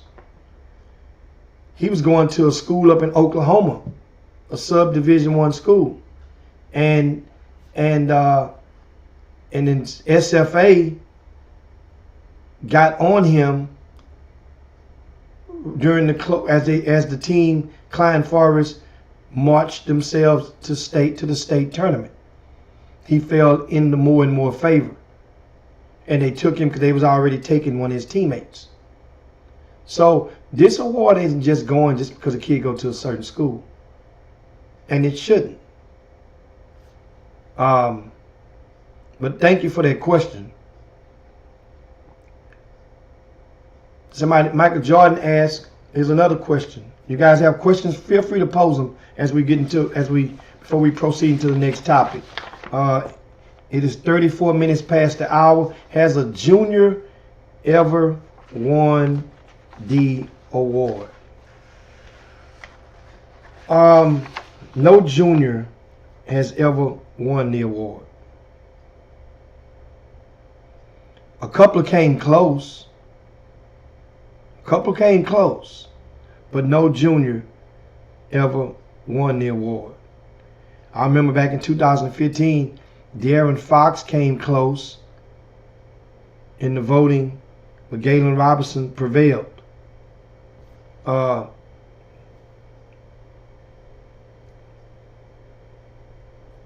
Yeah, no juniors ever won this award.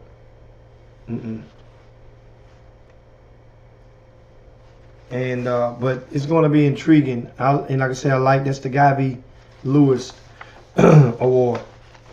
Now, as we move on to the next topic, I want to remind you guys can you please share the show?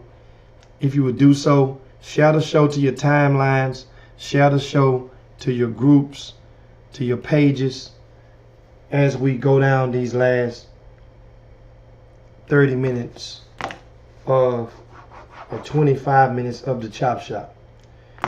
I got grassroots coming up. But first, I want to, in case you missed it on yesterday, I want to provide you guys with the updated list as we get into this topic of recruiting. Here's the list of the current signed seniors in the area. These are the committed and are signed seniors in Greater Houston. Aiden, and I'll make them big for you guys. That way you don't have to stretch your eyes. And I'll scroll it down the screen for you. These are if you look on the right column, the Bolden colleges are Division I or have a Division I program under their roof. And the ones that are not Bolden are non-Division I schools. So these are the currently the committed and or signed players from Greater Houston. And it's approximately 21, 22 Division I signees right now. Approximately 21, 22. I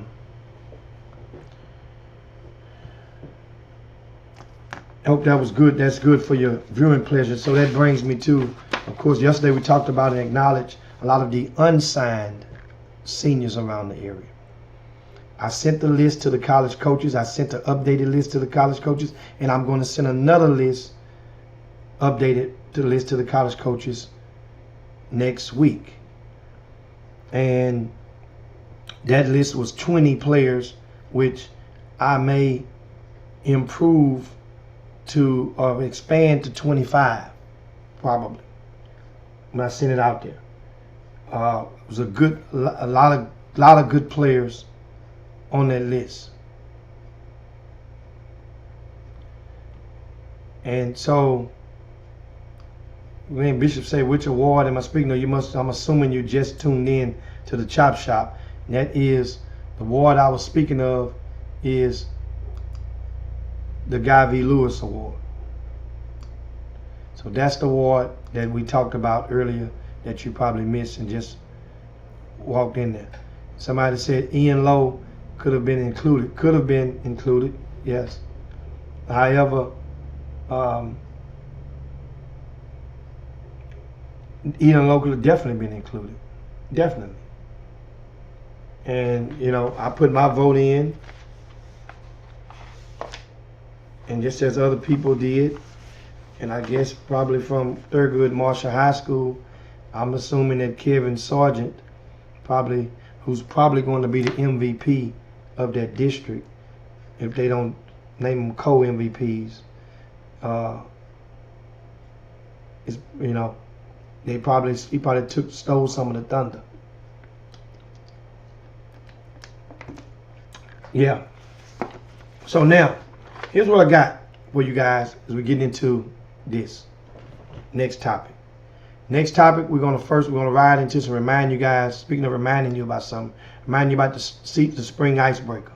The spring icebreaker, it takes place March the 14th through the 16th. The spring icebreaker.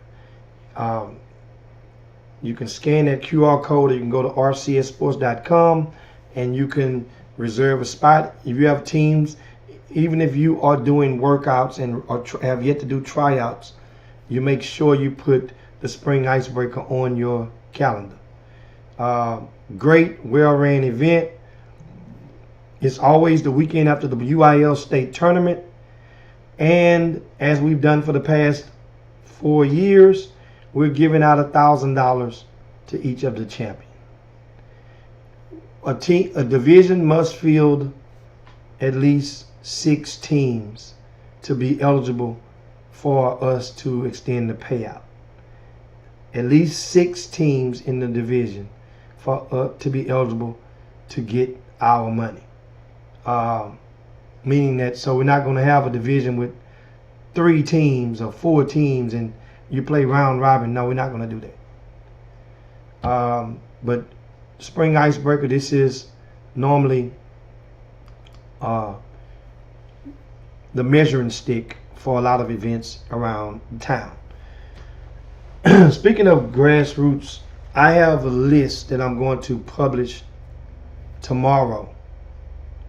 And on the list, I'm on rcssports.com. I'm going to do some grassroots convo.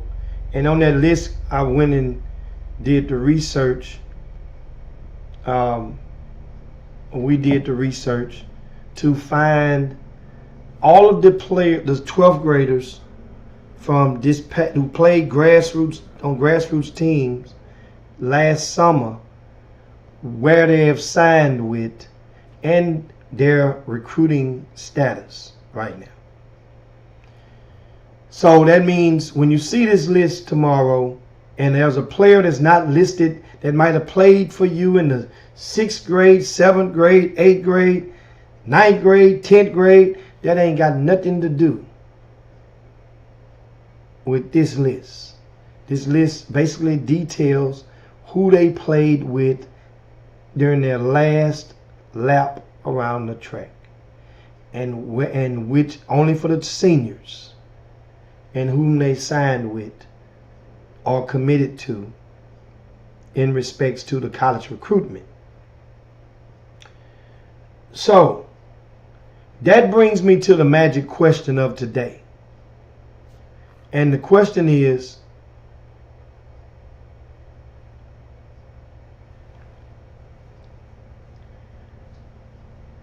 when we see the list of alumni from different programs, especially the high school age, the 17 and under teams, what do you guys think should be the ground rule? Should you think there should be a universal understanding of what? Because the rule don't have to be unwritten. We can just make, like, certain things we know what to do, or we know what it means and what it stands for when it come out. Because meaning that if you had a player and he played for you for one event, does that qualify as an alumni of your program? One event. I've seen some kids play one day, one game. Should that qualify as alumni? And my answer, as I wait for you guys to share your thoughts, right? And I'll post them on the screen as they come in. Like John said, minimum 3 to 5 events. I'm going to write that down as I keep score on this. Right? And should there be, or are you okay with it? Should there be a rule on the amount of games that a player should play before you guys designated him as an alumni of the program? I look at it like this.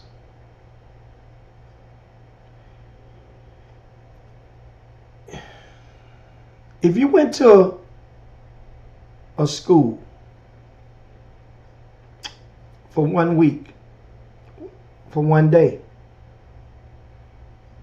at what point are you qualified to be an alumni, or to proudly declare you're an alumnus of that school? It's a good question. I'm asking you guys. If you're an alumnus of the school, you guys tell me. I mean, boom, boom, boom. I'm counting on you guys to educate me today on this. Is there a written rule? You see? Is there a written rule to say you must go to class, or you must go to school, or you must have been enrolled, right, a certain amount of days or weeks or months or semesters before we deem you as an alumnus? Right?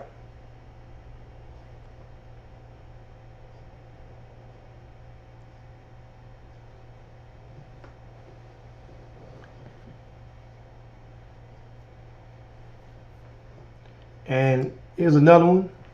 Say being an alum should come with some type of commitment to the organization before claiming as one of their own. What you guys think on that? You guys let me know what you think. What do you guys think? Because that way we have understanding. There's, otherwise there's a lot of teams that would claim a lot of the same players. And I get it, there's going to always be an asterisk that can be applied to certain situations. I get it. Because if it's 3 events, that means a guy could play with 3 events with one team and play with 3 more events with another team in the same summer. Yeah.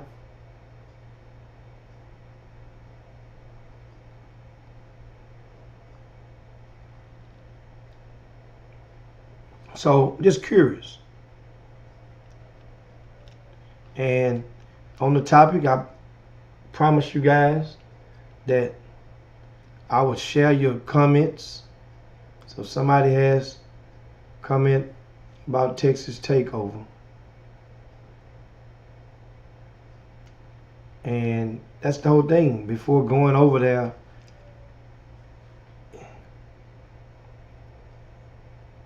if they played for different teams after they left, then that would be a question. I don't think Big Coach, if they claiming kids that played with other teams before, if that's the case, virtually everybody out there played for somebody before they played for the team they own.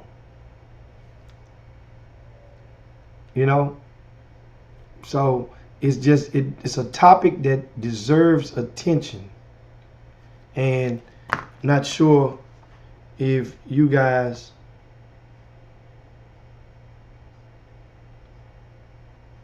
are willing to, I guess, entertain it or give that much attention. Well, I will say, show me your diploma from your high school. So that means there are some kids, Rod Wells, that may have went to one school and then moved in the 12th grade at the Christmas break or in the spring semester and graduated from this other school. That, you know, I get it. There are going to be situations that's going to probably warrant an asterisk,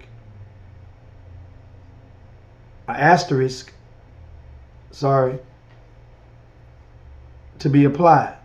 And I'm going to add more of your comments. Rashonda says, as far as summer basketball, 1 full season with that program during their high school career only. 1 full season. Right?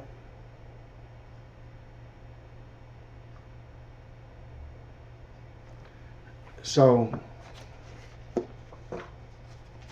it's good. Like I said, good combo, good topic. Just giving you guys, raising your antenna, and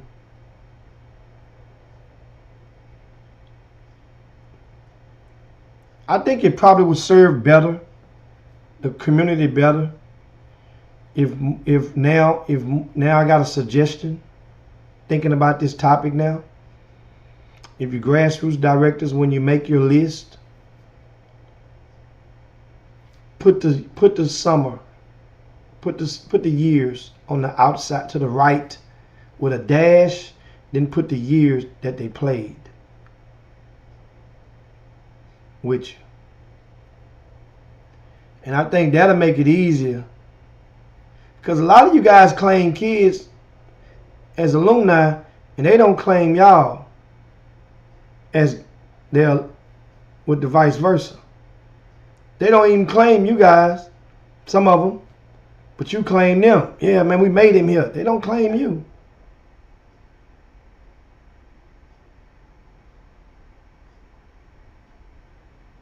You know?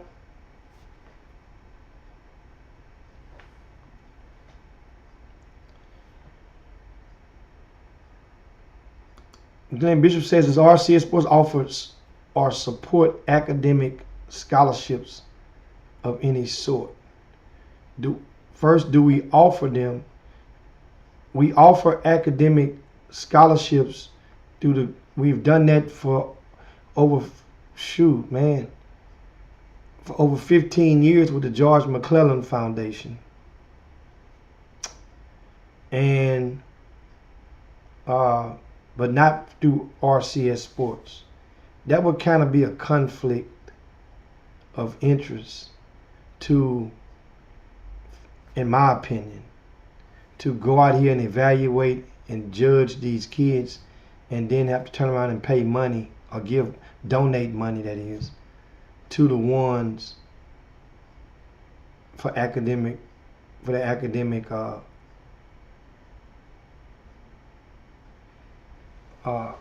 empowerment. Now, so we don't do it through the RCS Sports. Now, what we've done is numerous years we've published a list of valid scholarships that in the magazine that parents could go and apply for before that money is gone. We've done that at several. Many of you guys, if you're familiar with RCS Sports, you might know that we did that, right? And so that would be a thought. So now I want to remind you guys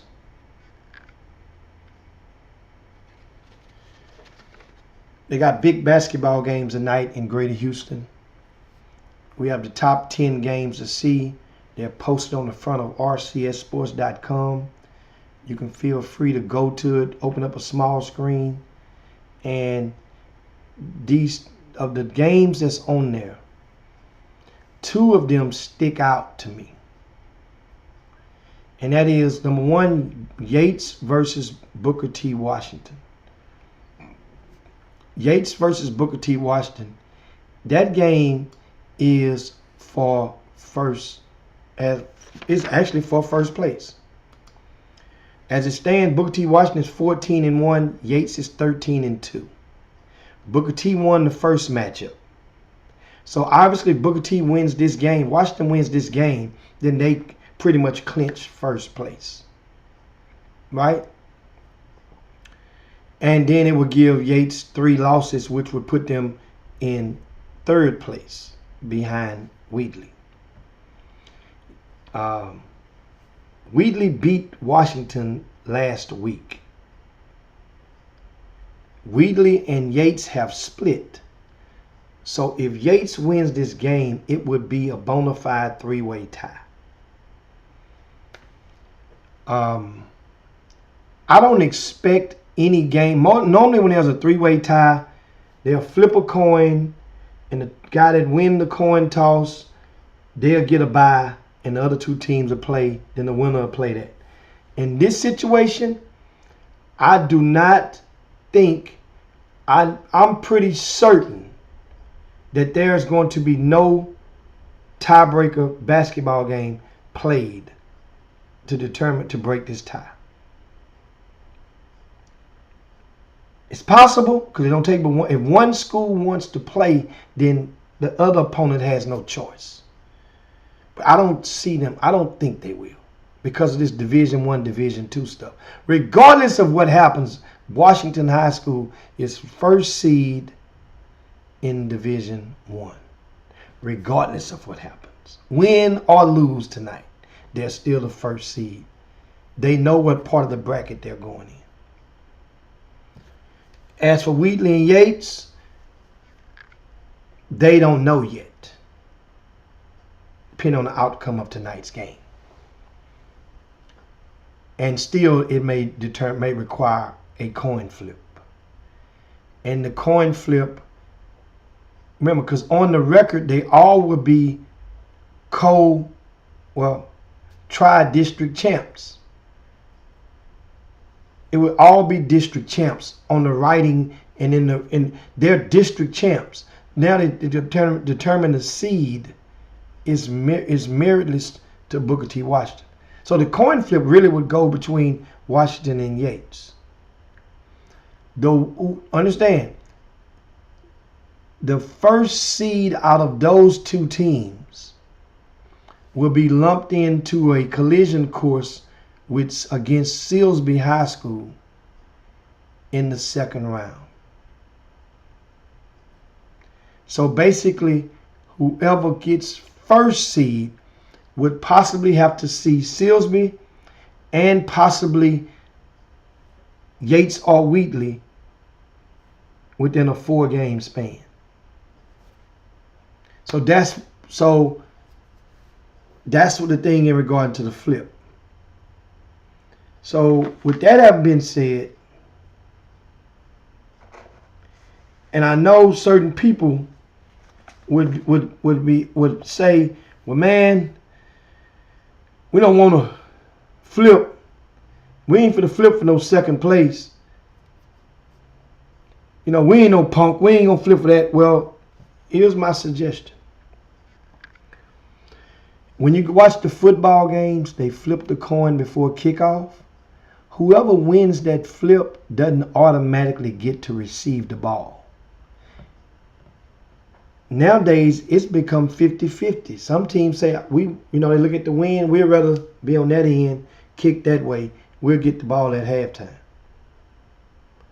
My point is, all of those coin flips should be changed in every school district from the winner of the coin flip getting this, and instead it should be the winner of the coin flip should get the option to choose which one he wants to do.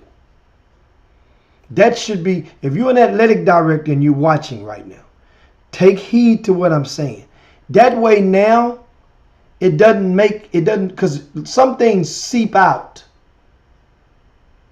to the alumni base, to the board members, to the principal. Man, wait a minute, you flip for this, you didn't want to do. No, you get the option if you win the coin flip. You get the option. Not let's flip for first place. Somebody might not want first place or first seed.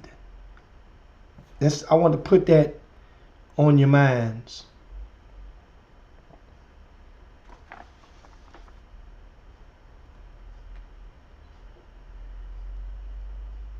And I'm looking at my last. Herb says, let's normalize being honest with the parents and student athletes about their capabilities and relationships with the college coaches. Uncommittable offers only hurt the kids when it's all said and done. Respectfully. I want to furlough that topic until tomorrow, because it needs to be addressed at least once every couple of weeks, because a lot of parents really don't realize how subscribing to the fake offer movement can hurt your relationship with your kids. It can destroy them mentally over your actions or your act of thinking that you're protecting your baby.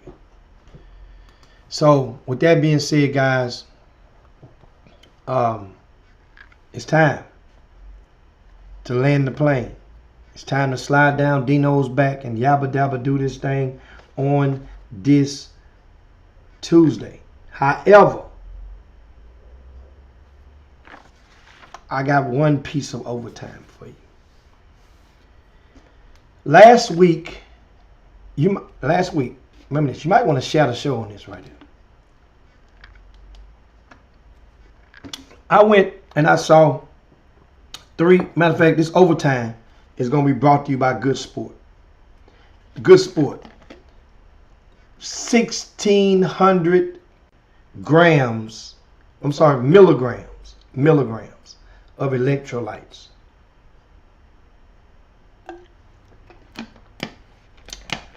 Woo! You shake that thing up, and this is gonna get me percolating all the way through them games. I'm gonna see Yates and Booker T. Washington tonight. So now that brings me to my next second game. I said it was two of them. The other game, we're in overtime, is Made Creek at Katy. And I remember having myself talking at the beginning of the season, and I broke it down. I said, man, because people saying This Maid Creek team, they had at the time, remember, RCS Sports no longer does the rankings. So one of their star players is ranked #1 junior in Greater Houston. And if you look on the pecking order, on every other poll, he's ranked, you extract the Greater Houston kids, he's ranked #1. Maybe number 23 or whatever on the poll, but if you look at from where he's from, the top, first one on the list. Maid Creek, his name is Christian Gibson. Christian Gibson also has a Division I signee, Jamal Christian, on that team. He signed with New Orleans. So I'm going to say one name, I'm going to say both of their names. These guys find themselves in the 5th seed right now with a week and a half to go in the regular season. This game tonight, they must win out to make the post, to even have a chance. They must win out. And they still would need a little help from another district member. Here's the deal. So people ask me, well, man, what would it mean? I said at the beginning of the season, I say, boy, Maid Creek had better make the playoffs. They better make the playoffs. If you got a kid that's supposed to be the alpha in 11th grade, and you have another young man that has played the sneaker circuit, he's signed, sealed, and almost delivered to his college. And both of those young men stand over 6'3".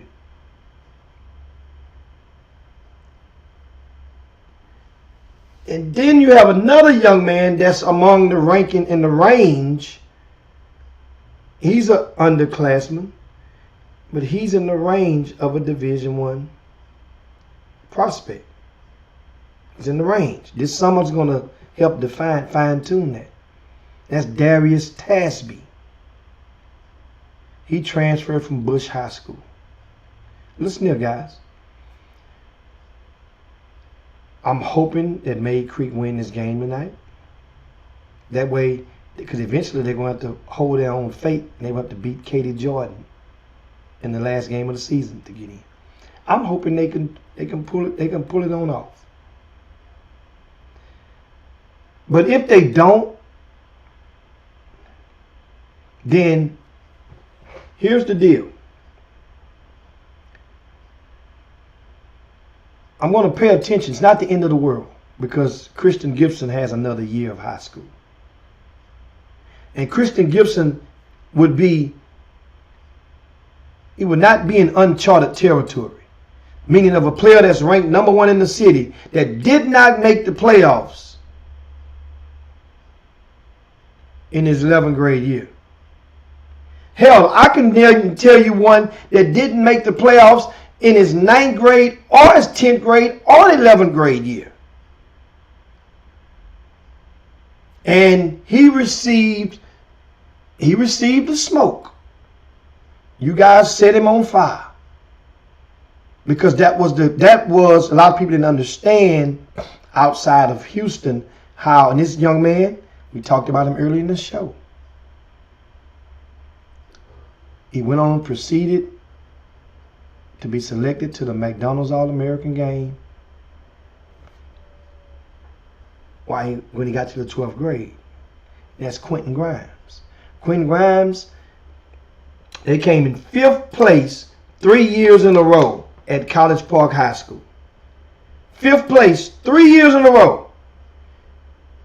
Meanwhile, remember, Kent Samuelson High School with Kendrick Davis went to state when Kendrick was in the 10th grade. Lost to Atascocita in the semis, who ended up losing to DeSoto in the championship. But understand, this young fella did not make the playoffs. In the 12th grade year, Quentin Grimes found a way to start putting it together. So this is our Christian Gibson. I'm not claiming you to be a McDonald's All-American. That depends on what you do in the summer. Because he is ranked on the better half of 50-ish or higher in a couple of polls. So that means you have a chance to boost yourself up. Now, and write your script in your career in a similar fashion of a Quentin Grimes. Quentin Grimes came in first place his senior year. Came in first place that senior season with College Park. He broke out of that shell. I think they only lost one game in district that year, 2018. So, if Christian Gibson don't make the and Made Creek don't make the playoffs this year, make sure that your smoke is similar or not greater than what you blew at Quentin Grimes. That's all I'm asking you.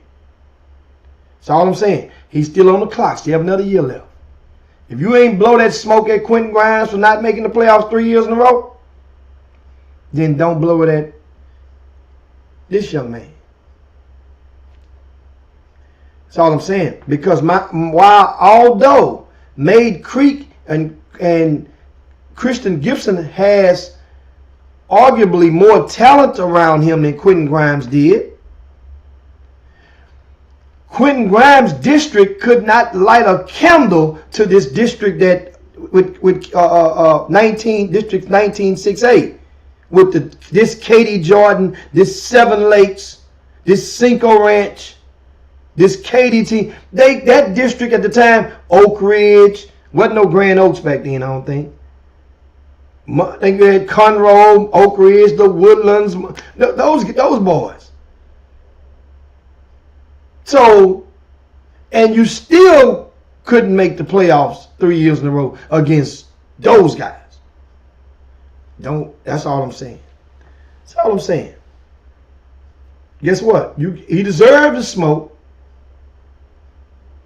Christian Gibson and Made Creek and his teammates, if they don't make the playoffs. But I'm just saying, just don't blow more than you didn't blow toward Quentin Grimes. Now, if you did, then make sure you blowing the same smoke circles that you blow to him. That's all. That's all I'm saying. And with that,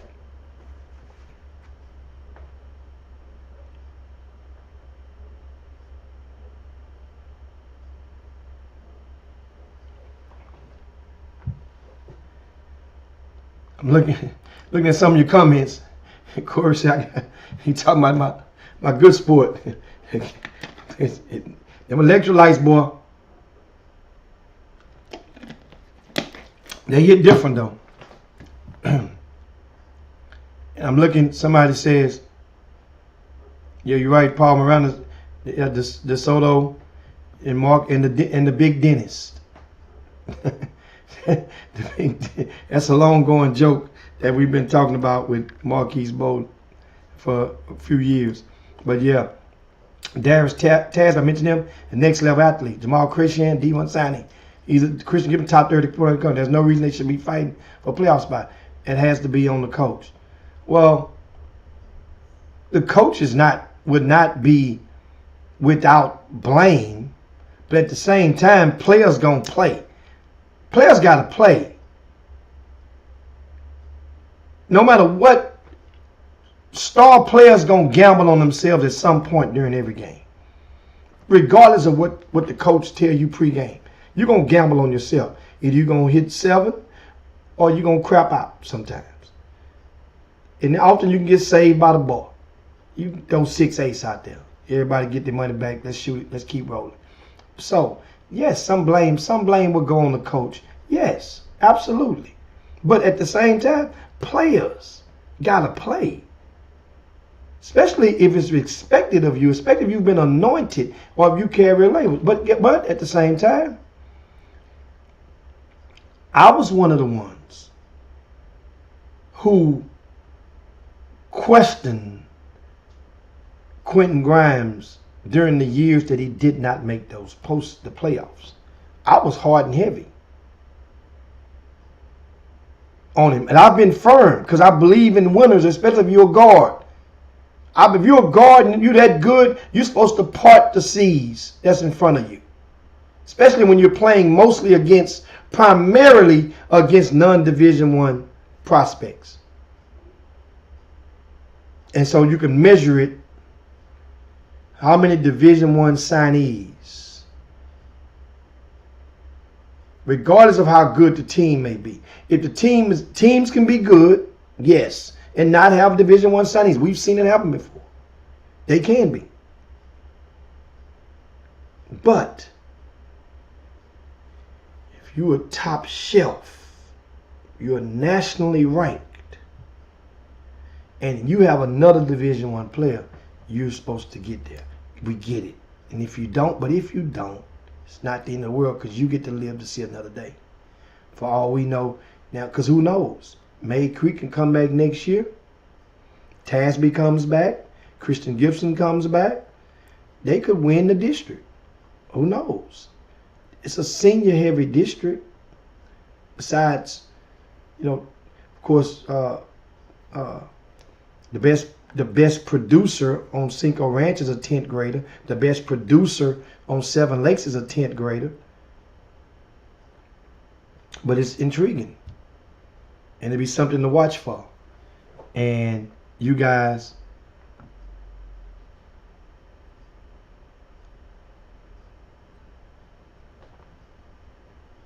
know what I'm talking about.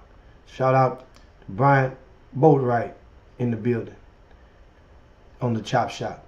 So I just wanted to give you guys that while I was on my spirit in regard to and while we land the plane.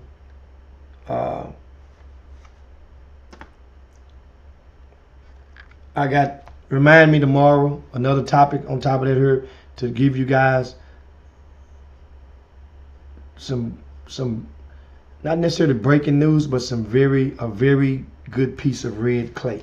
And write on my note right now, red clay will go here.